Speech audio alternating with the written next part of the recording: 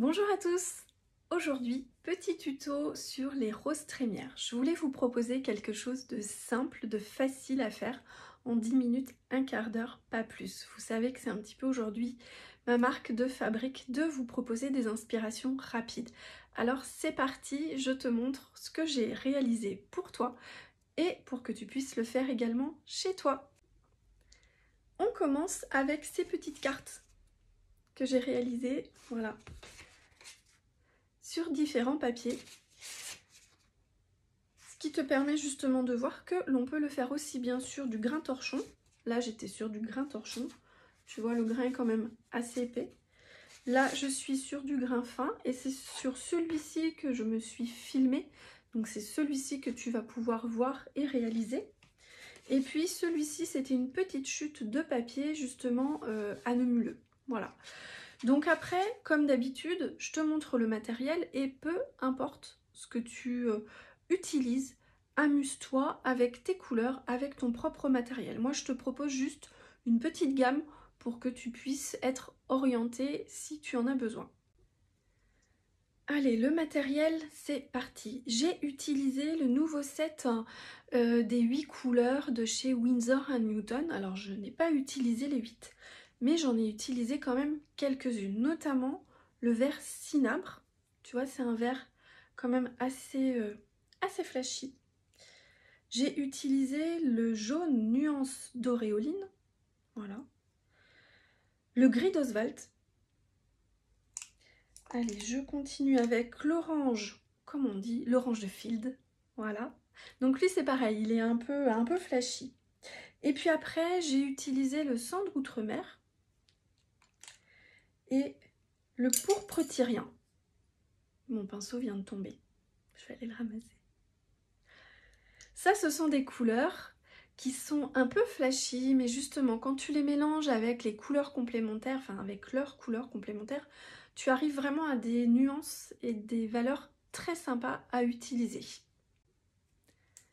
Et pour finir avec les couleurs, j'ai utilisé le terre verte brûlée, ma couleur fétiche, qui me permet de contraster en fait les aquarelles, surtout au niveau des verts, de donner un petit peu plus de contraste et justement de luminosité à l'inverse, de renforcer certaines zones plus claires. Je vais te parler des pinceaux que j'ai utilisés. J'ai utilisé un gros pinceau, tu vois, comme ça, donc à réservoir d'eau, et puis un plus petit, quand je veux remettre des petites touches. Ça, c'est deux pinceaux que tu peux utiliser très facilement. Ils sont tous les deux synthétiques. Ils sont très bien. Il y en a un chez Winsor & Newton, l'autre chez Raphael. Mais encore une fois, si tu as deux pinceaux, un pinceau en réservoir d'eau et un pinceau un peu plus fin, ça suffit, peu importe la marque que tu utilises. Les papiers maintenant. Les papiers, comme je te le disais au début, tu peux utiliser un grain fin, sans problème. Tu vois. Là, j'ai utilisé le papier laiton de chez My Rockway et franchement, niveau qualité, il est exceptionnel. Ça, je le recommande, même si tu veux vraiment profiter d'un papier de qualité avec un prix raisonnable, cours voir chez eux. Je ne suis pas du tout sponsorisée ni rien, c'est juste que je trouve vraiment le papier de très bonne qualité. Je te remettrai les références après. Et puis tu as le grain torchon, donc là c'est pareil, c'est chez My Rockway que tu peux trouver ça, et toujours le papier laiton. Et puis tu as le papier à nœud muleux. Là on est sur voilà, des textures vraiment très fines, et pour utiliser beaucoup d'eau, et ben franchement il est plutôt pas mal. Et comme d'habitude j'ai utilisé des chutes, tu vois là c'est une chute de papier. Donc tu prends le format que tu veux, petit ou grand. Moi je conseille quand même petit, justement parce qu'on va travailler rapidement, et donc quand on part sur des grands, bah forcément on prend un petit peu plus de temps, donc pas trop grand quand même, tu vois là je pense que c'est la bonne taille. Au pire celui-ci, tu vois, ça c'est bien, voilà. Et puis j'ai fait mes petits swatchs de couleurs comme d'habitude, mais ça on en reparle dans la vidéo de démonstration. Allez, à tout de suite. Et puis avant tout, abonne-toi, like, commente, parce que ça fait toujours plaisir, et parce que comme ça je grandis. Allez, À tout de suite.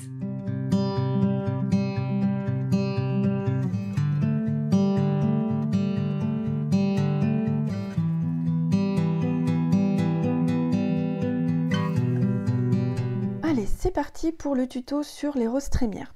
Alors, j'ai tracé un petit trait, ce qui va me permettre en fait d'avoir à peu près la base de mon feuillage qui va se trouver à ce niveau-là, et ensuite les roses trémières. Vous voyez comment c'est fait un petit peu les roses trémières. Ce sont quand même des buissons de fleurs et de végétation. La fleur, enfin la tige de fleurs se trouvant à ce niveau-là, hein, ce sont plein de petites grappes de fleurs, et le feuillage se trouvant principalement vers le bas. Et puis, on verra que vers le haut, on a également un peu de feuillage et tous les boutons contenant les graines. Et donc ça, c'est important de le respecter. Donc on va avoir une base en fait, qui va être beaucoup plus large en bas, avec donc les grappes de fleurs. Donc vous allez voir, ça va être des grappes quand même relativement loose, hein, ce qu'on appelle un peu flou également. Et puis on va avoir donc les petits boutons de rose en haut. Je me suis préparé ma palette de couleurs, voilà. Donc j'ai tout mis, je me suis fait mes mélanges et j'ai donc créé un peu ce rose pourpre qui est plutôt sympa en mélangeant le pourpre tyrien et l'orange de Feld. Et puis c'est 3 verres avec le vert de cinabre et l'orange de Feld à plus ou moins grande quantité. Voilà, donc là à vous de faire vos tests avec les couleurs que vous avez choisies. Là on retrouve également le swatch que j'ai créé. J'ai rajouté juste le terre verte brûlée qui est un vert foncé que j'aime beaucoup utiliser, qui va me permettre en fait de contraster mon aquarelle. Allez, c'est parti, je prends le pinceau à réservoir d'eau. Même sur petit modèle, j'aime bien utiliser ce style de pinceau. Et je vais commencer à poser mes fleurs en fait. On va utiliser la couleur donc, que j'ai créée et puis on va venir travailler avec la pointe du pinceau et le plat également. Il ne faut pas hésiter en fait à vraiment bouger son pinceau et à créer ce style de fleurs un peu arrondi, mais vous voyez de façon très aléatoire, comme des petites taches. Hein. On va laisser de l'espace, ce qui va être important, voilà, c'est de laisser de l'espace entre les fleurs. On se rend compte que vraiment sur la rose trémière, on n'a pas cette grappe de rose complète, de fleurs complètes. On a également cette végétation hein, qui vient entre les roses. Et puis je tourne. Et en fin de parcours, je commence à faire juste des petits points en fait pour créer les boutons. Moi, ce que j'aime bien faire, c'est voilà, rincer son pinceau et venir travailler, rattraper un peu la couleur et venir travailler l'humide. Les roses, les boutons de rose trémière sont souvent plus soutenus. Donc dans le bas, je travaille un petit peu en couleur plus claire. Je viens chercher ma couleur. Et puis je viens faire pareil à côté. Et je vais faire 4-5 tiges comme ça, de cette façon. Alors là, je vais peut-être arrondir un petit peu. Là, vous voyez que ça ne me plaît pas, c'est peut-être trop anguleux. Donc je vais venir l'arrondir un peu. J'aime bien ça, par exemple. Alors le but de ce tuto, c'est de travailler relativement vite, hein, de le faire en un petit quart d'heure, en 10 minutes, un quart d'heure.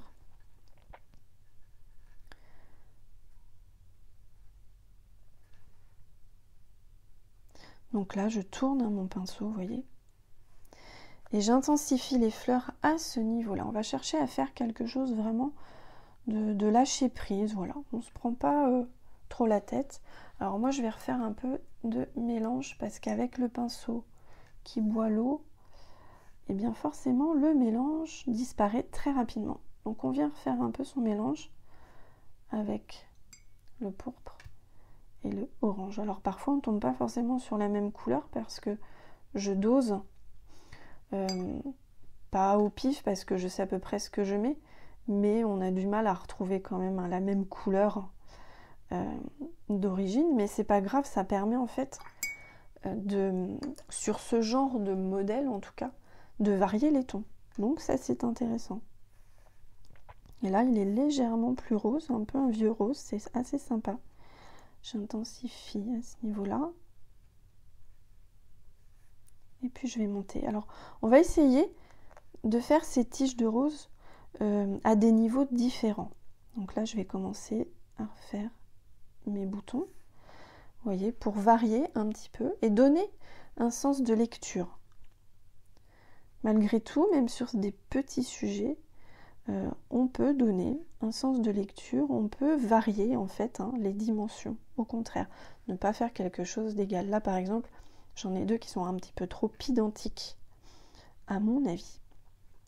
Donc toujours, on n'oublie pas de laisser un petit peu d'espace.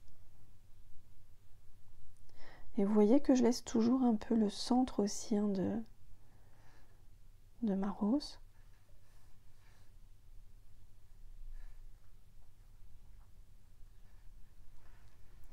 Et puis rapidement, on va venir mettre le vert. Alors avant, je voudrais mettre un petit peu de ce jaune très lumineux sur certains endroits. Hop, ça redonne un peu ça. On crée en fait le cœur de la rose. On se l'imagine en tout cas. Ça redonne un petit peu de peps à l'aquarelle, vous voyez, de luminosité. Et puis rapidement, on va venir, alors on rince bien son pinceau. Et on va venir chercher nos verres. Donc je vais commencer par celui-ci. Et pour le feuillage, voilà, je fais des ronds avec mon pinceau. Et là, vous voyez ma ligne, moi je la trouve un peu haute, alors du coup, c'est pas grave. Je passe dessus, voilà. Elle était assez claire, donc c'est pas très grave. Et je vais venir mettre un peu de feuillage entre les espaces que j'ai laissés au niveau des roses trémières. Donc là, j'utilise vraiment le plat de mon pinceau. Je commence par la couleur la plus claire.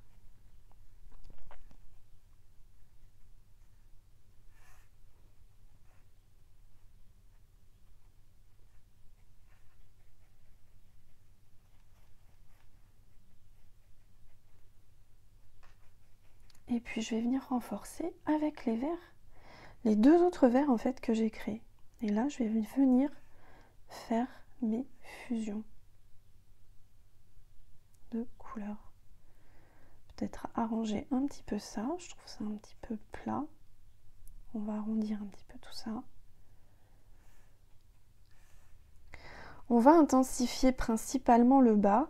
Là, je vais utiliser tous mes verts qui sont relativement clairs. Et ensuite, vous verrez, avec le terre verte qui est beaucoup plus soutenu, je vais venir renforcer le contraste vers le bas.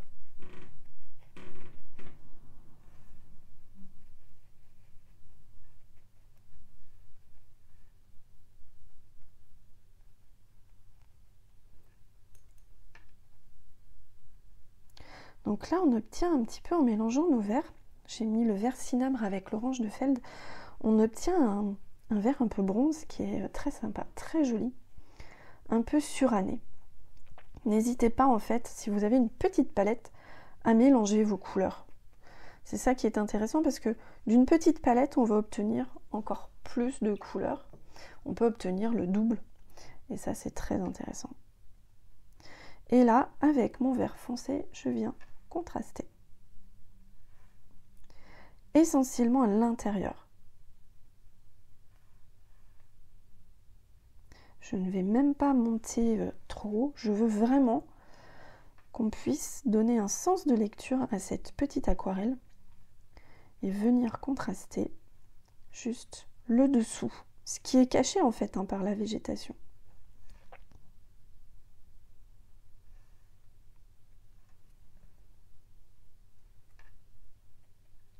Alors parfois je l'utilise même pur, c'est-à-dire avec le pâteux en fait de l'aquarelle.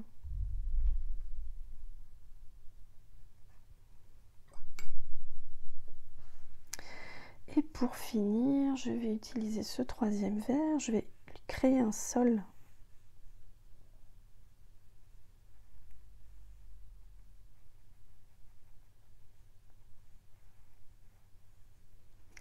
Que l'on va venir intensifier. Donc vous l'intensifiez, voilà, vous créez une ligne avec la pointe. Moi j'ai mon fil qui me gêne là, mais avec la pointe de votre pinceau, vous pouvez venir créer, voilà, une ligne. Ça, c'est très joli, par exemple. Moi, je sais que j'aime bien créer ça. On rince et on vient finir le sol en diluant la peinture. On obtient quelque chose de plus discret, plus naturel.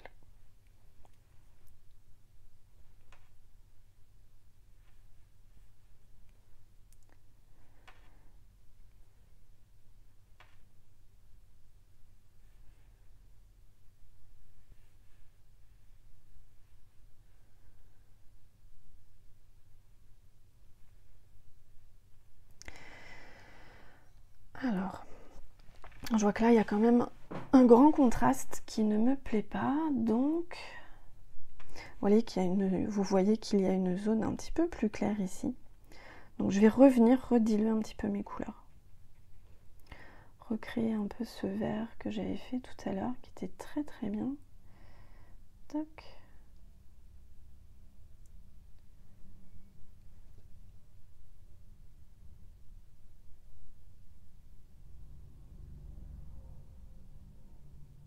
Et je vais rajouter un peu de terre verte.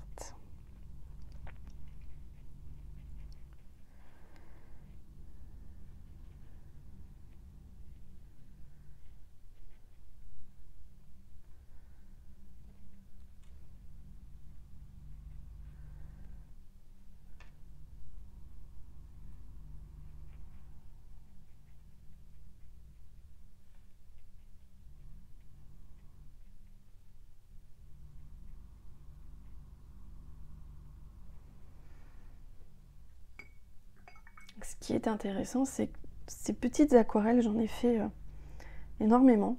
J'aime beaucoup les roses trémières et je me rends compte qu'elles sont toutes différentes. Je n'ai jamais la même couleur, je n'ai jamais les mêmes teintes, les mêmes nuances, les mêmes valeurs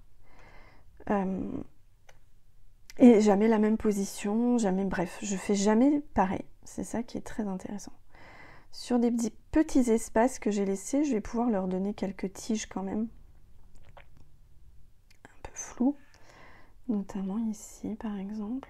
Voilà, on peut se créer un semblant de tige. Ça, ce n'est pas une obligation. C'est moi qui les rajoute, mais c'est vraiment pas obligé. On peut les laisser comme ça.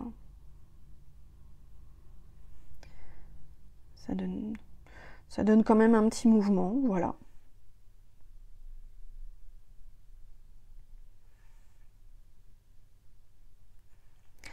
Et puis, on viendra, alors là, je prends ma petite gomme mie-de-pain. Je pourrais attendre un peu. Hop. Et puis, je vais venir effacer ce fameux crayon que j'ai mis, qui au final n'était pas du tout à la bonne place.